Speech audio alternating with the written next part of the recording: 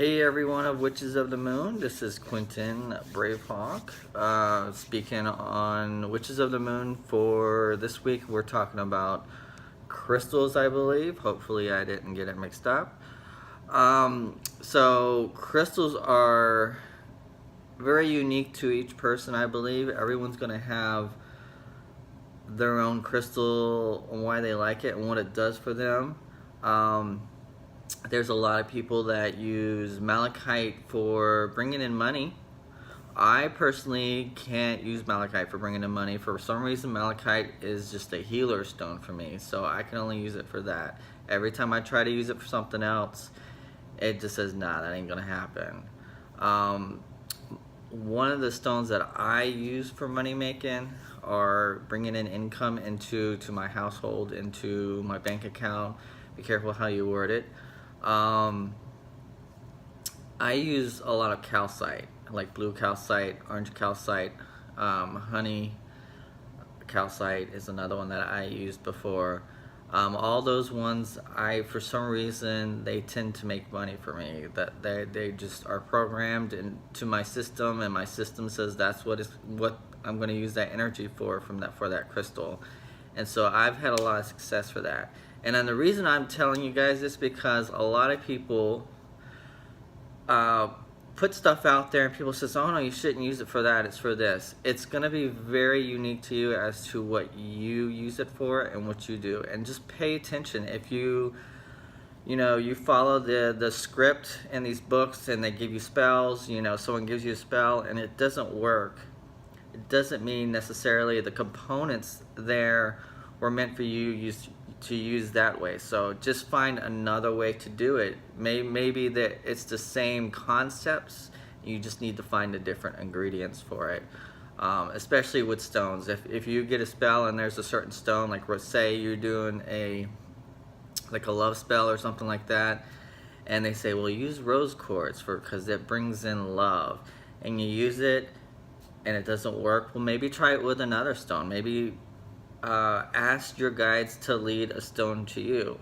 And for those who can't use rose quartz for attraction or love spells, I have found that a lot of people are saying that labradorite is a good substitute. So if you really want to attract people and you really hate rose quartz because you're just tired of seeing it everywhere and it doesn't give you a good vibration like everyone says it does, try labradorite. It's just something I picked up along the way, sharing it with you guys.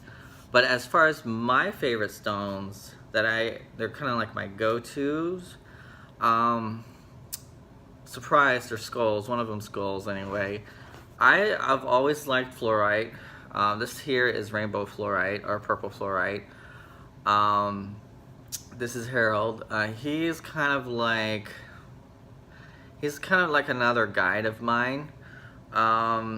I haven't quite pinned down as to what area that he likes to work on, but I have noticed relationships, like he likes to get involved in people's relationship. I have, I do a lot of readings, and people will tell me about dreams they have.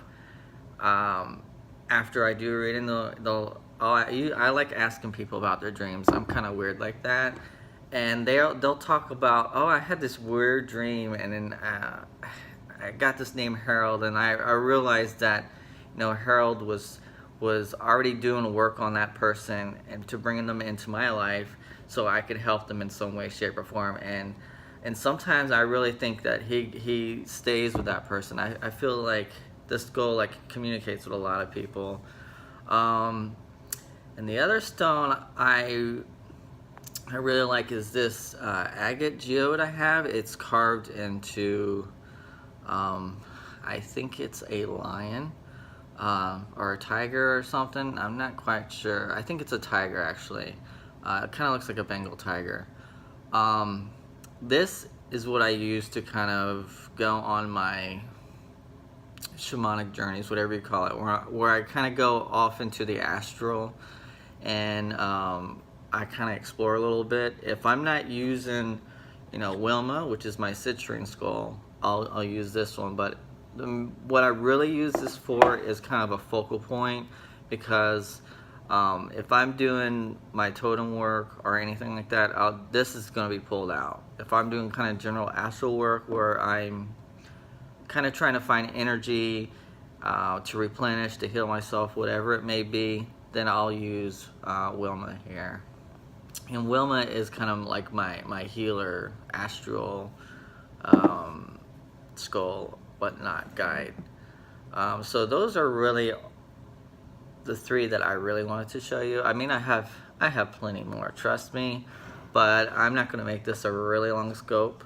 So I know this is coming late as is, so that's why I'm not making it too long. I appreciate you guys commenting and liking and watching Witches of the Moon, and I thank you guys again for showing up, and I will see you guys next week.